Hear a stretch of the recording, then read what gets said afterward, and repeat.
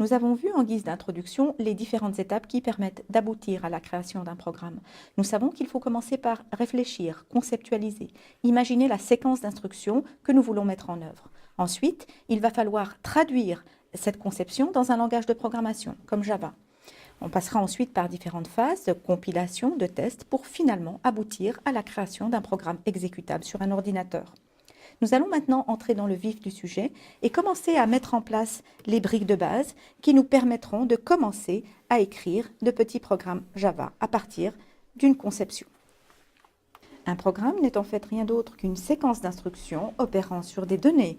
La notion de séquence d'instructions est assimilable à celle de traitement. Les traitements opèrent sur les données, ils peuvent par exemple en modifier les valeurs.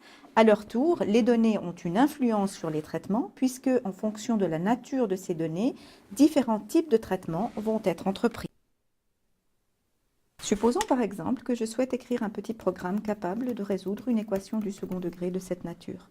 Donc je vais commencer à réfléchir à la séquence d'instructions à mettre en œuvre et la première chose raisonnable à faire est sans doute de demander à l'utilisateur de fournir les coefficients B et C qui vont me permettre de savoir concrètement quelle équation je suis en train de résoudre. Donc j'ai à disposition maintenant mes premières données. À partir de ces données, je peux commencer à faire d'autres traitements, comme par exemple le calcul du delta. Ensuite, en fonction de la valeur de ce delta, entreprendre différents traitements.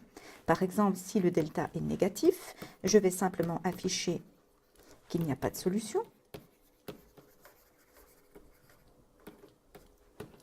Sinon, il faudra traiter les autres cas. Par exemple, si le delta est nul, alors je peux calculer la solution unique et afficher cette solution. Et sinon, alors j'ai le cas des deux racines que je ne vais pas traiter ici de façon explicite. Ici, on peut voir très clairement que les traitements ont une incidence sur les données.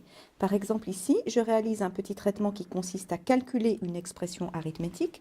Ce traitement a une incidence sur les données, puisqu'ici, il va calculer une nouvelle donnée qui est delta. Dans l'autre sens, on voit également que les données influent sur les traitements. Typiquement ici, en fonction de la valeur du delta, je vais entreprendre différentes actions. Je peux faire sur cet exemple deux observations importantes. La première est que la notion d'expression est tout à fait fondamentale pour pouvoir commencer à exprimer des traitements. Donc la notion d'expression va être un volet que nous allons aborder dans le cadre de ce cours. Un deuxième aspect est lié à la notion de donnée. Ici, la donnée b carré moins 4c est stockée dans un réceptacle qui s'appelle delta. J'ai besoin d'associer à cette donnée le nom delta parce que j'utilise ce delta à plusieurs endroits dans mon programme. Et donc, je veux pouvoir retrouver cette donnée à chaque fois que j'en ai besoin. Donc, le fait d'associer un nom à une donnée, delta à b carré moins 4c, est concrètement ce qu'on va appeler en programmation la notion de variable. Et c'est ce volet qui va nous occuper dans le cadre de cette vidéo. Le but de ce cours d'introduction est d'introduire toutes les briques de base permettant de formuler des traitements de base et de manipuler des données de façon adéquate. Donc nous avons vu dans l'exemple qui précède l'importance de la notion d'expression, à laquelle est associée la notion d'opérateur et que nous allons couvrir un petit peu plus tard dans le cours. Et aujourd'hui, un des aspects que nous allons couvrir est la notion de variable qui est associée à la notion de données. La notion de variable va me permettre d'associer des données à un nom dans un programme. Et vous avez ici un petit aperçu du reste des fondamentaux que nous allons étudier tout au long de ce cours d'introduction à la programmation. Une variable en programmation est donc une zone en mémoire qui possède un nom, ce qu'on va appeler usuellement un identificateur, dans laquelle on va pouvoir stocker une valeur, ce que l'on peut voir ici, et une chose tout à fait fondamentale à laquelle on doit associer un type. Donc Java est un langage qui est exigeant sur le fait de spécifier le type des données que l'on souhaite manipuler. Donc dès l'instant où on souhaite utiliser une variable, une zone nommée en mémoire, il va être nécessaire de spécifier son type, quel genre de données exactement on veut utiliser. Par exemple, il peut m'être nécessaire d'utiliser des données de type entier, de type chaîne de caractères.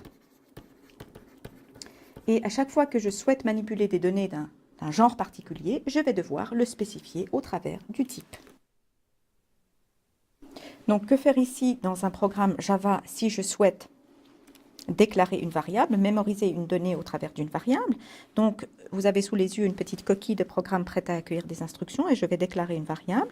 Je dois d'abord décider du nom qu'elle doit avoir, donc si possible un nom qui soit parlant, qui dise quelque chose. Ici, j'appelle ce nom nombre. Je dois décider d'une valeur initiale, ici par exemple 4. Et bien sûr, en Java, je suis dans la nécessité de spécifier le type. Ici, je vais préciser que nombre est un entier, et en Java, on écrit entier int. La ligne de code que je viens d'écrire dans l'éditeur correspond en fait à ce que l'on appelle une déclaration de variable. On doit déclarer dans le programme le fait que l'on souhaite utiliser une variable d'un type donné. Et vous avez ici sous les yeux deux exemples de déclaration valide de variables en Java. Dans le premier cas, on donne une valeur initiale à la variable au moment où on la déclare, et dans le second cas, on se contente de déclarer la variable sans pour autant lui donner une valeur de départ. Et on retrouve ici les éléments fondamentaux de la syntaxe que j'ai introduit tout à l'heure. Le type de la variable doit impérativement être spécifié et évidemment ce qu'on appelle son nom, son identificateur. Donc comme nous venons de le voir, au moment de sa déclaration, une variable peut être initialisée, c'est-à-dire qu'on peut lui attribuer une valeur de départ, ce qui correspond à cette situation en mémoire. Et ce qui correspond à quelque chose de souhaitable, il est toujours souhaitable qu'une variable ait une valeur connue. Nous venons donc de voir qu'il est tout à fait possible en Java de déclarer une variable sans pour autant lui donner de valeur initiale. Donc ici, je suis en train de déclarer une variable n carré de type int, je ne lui donne pas de valeur de départ et donc ceci correspond à cette situation en mémoire. J'ai une variable n carré qui ne stocke rien de connu. Ce qu'il faut savoir cependant, c'est que Java ne permet pas dans un programme l'utilisation d'une variable non initialisée. Donc si l'on imagine qu'après avoir déclaré cette variable n carré, je souhaite en faire afficher la valeur, ici j'anticipe un petit peu sur une des séquences suivantes qui va vous montrer comment afficher une valeur. Donc l'affichage de la variable n carré va se faire selon ce format-là. Donc si j'essaye après la déclaration de la variable directement d'en faire afficher le contenu, eh bien je vais avoir une erreur à la compilation. Le compilateur va me rappeler à l'ordre en me disant que n carré n'est pas initialisé. Et du coup, je ne peux pas l'utiliser. Donc ceci présuppose toutefois que, après avoir déclaré une variable sans lui donner de valeur, j'ai la possibilité de quand même lui donner une valeur plus tard. Donc c'est ce que nous allons voir dans ce qui suit de la séquence, où nous allons voir la notion d'affectation, où il va être possible, donc après cette instruction, de modifier ou de mettre une valeur dans la variable n carré, par ce qu'on appelle l'affectation. Concernant les types, nous avons déjà eu l'occasion de croiser dans les exemples précédents le type entier, qui en Java s'écrit int. Donc si je veux utiliser une donnée qui correspond à un entier, je vais utiliser le type int. Bien évidemment, il existe d'autres types utilisables. Par exemple, si je souhaite utiliser des nombres décimaux, je peux utiliser le type prédéfini double, qui va justement me permettre de travailler avec des variables de type décimal. Donc, ce qu'il faut absolument savoir, c'est qu'une fois qu'on fait une déclaration de cette nature, chaque variable déclarée possède un type et ce type va rester inchangé tout au long du programme. On ne peut pas changer le type de la variable une fois la déclaration faite. Ce qui veut dire concrètement ici que la variable n ne peut contenir que des entiers, la variable x ne peut contenir que des nombres décimaux. Pour résumer ce que nous venons de voir, la déclaration d'une variable en Java se fait selon la syntaxe suivante. Il faut préciser le type de la variable, suivi de son identificateur, de son nom, et ne pas oublier le fameux petit point-virgule qui clôt l'instruction de déclaration. Nous avons également vu qu'il était toujours souhaitable de donner une valeur de départ à notre variable au moment de sa déclaration. Donc nous allons plutôt privilégier une instruction de déclaration-initialisation qui prend l'allure suivante. Type de la variable, suivi de son nom, et puis après le égal, sa valeur de départ. Toujours le petit point-virgule à la fin pour clore l'instruction de déclaration-initialisation. Alors une fois le type de la variable défini, il est clair qu'il ne peut plus changer plus tard. Il est licite en Java de déclarer plusieurs variables sur une même ligne. Donc on va déclarer sur une même ligne des variables du même type, ce qui veut dire que l'on ne spécifie le type qu'une seule fois. Ici on a la déclaration de deux variables P et Q de type entier et on sépare la déclaration des différentes variables au moyen de la virgule. Vous avez ici un second exemple où je déclare deux doubles sur la même ligne. La différence avec l'exemple précédent est que pour Y, je ne donne pas de valeur initiale, ce qui est aussi possible. Donc en termes de méthodologie, gardez à l'esprit qu'il ne faut pas abuser de ce genre de tournures car elles peuvent nuire à la lisibilité du programme.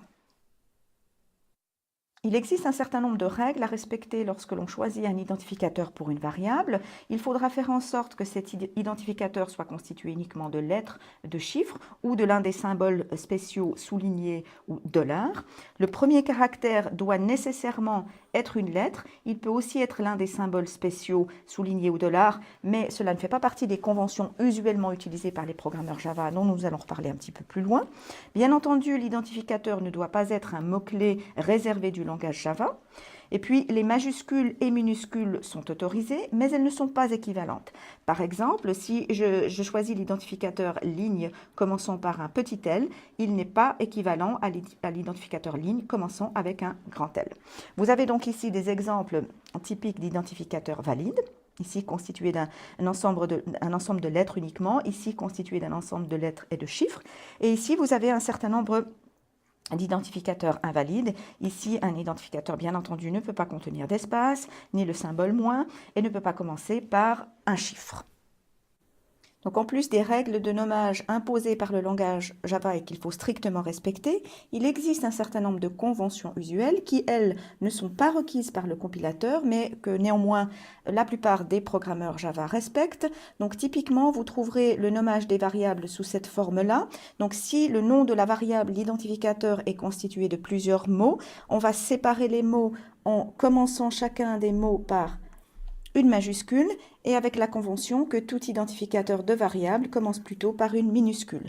Donc vous allez trouver ce genre de tournure plutôt que celle-ci qui commence par une majuscule ou celle-là où on utilise des soulignés. Nous avons donc vu que la notion de type était essentielle pour déclarer une variable en Java. Les deux types élémentaires à disposition pour manipuler des données numériques, c'est-à-dire pour déclarer des variables de type numérique, sont int et double, que nous avons eu l'occasion de croiser dans divers exemples précédemment. Alors bien évidemment, il existe de nombreux autres types prédéfinis. À titre d'exemple, si dans un programme j'ai besoin de manipuler les caractères usuels de l'alphabet, comme par exemple A et Z, eh bien je peux avoir recours au type char, au type prédéfini char. Nous aurons l'occasion tout au long du cours de présenter ou revenir sur les types prédéfinis en Java. Vous savez maintenant déclarer une variable, ce qui va vous permettre de mémoriser une donnée utilisable dans un programme. Que faire maintenant si l'on souhaite changer la valeur d'une variable qu'on a au préalable déclarée? Eh bien pour cela, il faut utiliser la notion d'affectation. Nous avons déjà eu l'occasion d'en croiser quelques exemples informels précédemment. Pour réaliser une affectation, je vais utiliser le symbole égal en respectant la syntaxe suivante. À gauche de l'expression, je spécifie l'identificateur de la variable, ensuite évidemment mon symbole égal, et finalement la nouvelle valeur que je veux désormais stocker dans ma variable. Alors il est très important de comprendre que, et nous aurons l'occasion d'en rediscuter un petit peu plus loin, qu'une affectation n'est pas une égalité mathématique, son rôle est de changer la valeur d'une variable en cours d'exécution d'un programme. Supposons que dans un programme, j'ai déclaré deux variables n et n carré. N a été déclaré et initialisé à 4, alors que n carré n'a pas été initialisé. Je souhaite mettre une valeur dans n carré en utilisant la notion d'affectation. Comment va se dérouler une affectation de cette nature? Alors, il faut savoir que l'exécution d'une telle instruction va se décomposer en deux temps. La première chose qui va être réalisée, c'est l'évaluation de l'expression qui est à droite du symbole égal. Donc ici, cette évaluation va me donner la valeur 16. Dans un second temps, je vais stocker la valeur ainsi évaluée dans la variable n carré, ce qui me donne ici pour résultat d'avoir dans la variable n carré la valeur 16. Pour résumer, la syntaxe de l'affectation en Java est la suivante. On donne le nom de la variable, suivi du symbole égal, et suivi d'une expression valide en Java. Donc l'expression peut être quelque chose de tout à fait élémentaire, comme ici une valeur littérale, comme ça peut être quelque chose de plus complexe, comme ici. Bien sûr, nous aurons l'occasion de revenir plus en détail sur les expressions. La chose importante à respecter est que l'expression doit calculer une valeur qui doit être du même type que la variable. Et petit détail syntaxique à nouveau, ne pas oublier le fameux petit point-virgule à la fin de l'instruction d'affectation. Revenons maintenant un peu sur la comparaison affectation-égalité mathématique. Toutes les deux vont utiliser le signe égal et également la notion de variable. Simplement, si en mathématiques je rédige ce genre d'expression, je signifie que les variables a et b auront toujours les mêmes valeurs au cours du temps. Par contre, l'affectation en programmation est un mécanisme différent parce qu'il va être dynamique, donc va dépendre du temps. Prenons un cas concret. Imaginons ici que A stocke la valeur 1 et B stocke la valeur 2. Si j'exécute maintenant cette première instruction, je commence, comme on l'a vu tout à l'heure, par évaluer l'expression qui est à droite de l'affectation, ce qui va me donner 2. Et ensuite, je vais stocker cette valeur, ce 2, dans la variable A, ce qui me produit le résultat suivant. Maintenant, prenons le cas de la seconde instruction et plaçons-nous dans les mêmes conditions de départ, avec un A stockant 1 et un B stockant 2. Si j'exécute maintenant cette instruction, comme tout à l'heure, j'évalue ce qui est à droite de l'affectation, A, qui me retourne 1, et ensuite, je stocke ce 1 dans B, ce qui me donne cette situation. Donc, on voit bien qu'en programmation, dans les deux cas, A et B, effectivement, ont les mêmes valeurs, mais ce ne sont pas les mêmes valeurs au cours du temps. Qui plus est, si plus tard l'une des deux variables est modifiée, l'autre ne l'est pas. Par exemple, si A est ensuite modifié en 3, B garde sa propre valeur, par exemple 1 dans le cas de la seconde affectation. Autre exemple, si en mathématiques je rédige une relation de cette nature, je signifie que A et B vont toujours vérifier cette relation au cours du temps. Par contre, si j'écris strictement la même chose en programmation, on verra que l'incidence sur A et B est différente. Donc ici, je commence par exécuter cette instruction, ce qui aura pour issue de stocker 5 dans A. Ensuite, j'exécute cette instruction d'affectation. Comme on l'a vu tout à l'heure, on va donc évaluer A plus 1 qui me produit 6, puis ensuite stocker ce 6 dans B, ce qui me produit ce résultat. Donc à ce stade, on a effectivement que A et B respectent cette relation. Par contre, si je passe à l'instruction suivante, donc ici, je vais modifier la valeur de A pour y stocker un 2, et à ce moment-là, on voit que la relation n'est plus respectée. En raison de ce que nous venons de voir, il est parfaitement licite en programmation d'écrire ce genre de tournure. C'est d'ailleurs une tournure très utile et que vous allez rencontrer de façon récurrente dans des exemples. Donc, que se passe-t-il si j'exécute ce genre d'instruction? Partons d'un cas concret avec un A initialisé à 1.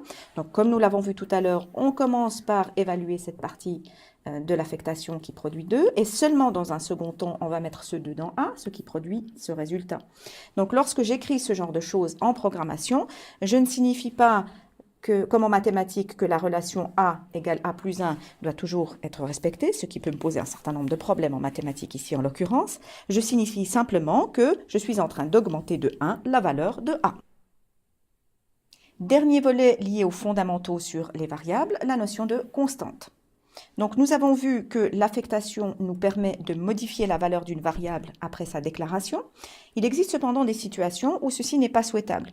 Par exemple, ici, j'ai un programme qui veut travailler avec la vitesse de la lumière, et on sait que cette vitesse de la lumière est constante tout au long de l'exécution du programme, ne va pas être amenée à changer. Donc, on va préciser que cette donnée ne peut pas changer. Et dans ce cas-là, il faut le faire en précédant la déclaration de la variable en question par le mot réservé final, qui veut dire que une fois une valeur de base attribuée, on ne peut plus modifier la valeur de cette variable. Donc ici, par exemple, si j'ai déclaré ma constante comme ceci, la constante vitesse de la lumière, si par la suite j'essaye d'en altérer la valeur au moyen d'une affectation, j'aurai une erreur de compilation. Vous noterez au passage qu'il existe également des conventions pour le nommage des constantes en Java. Ici, l'identificateur pour ma constante vitesse de la lumière est constitué de différents mots, tous écrits en majuscules et séparés par des soulignés. Il s'agit là d'une convention usuelle de nommage pour les constantes à laquelle je vous recommande d'adhérer.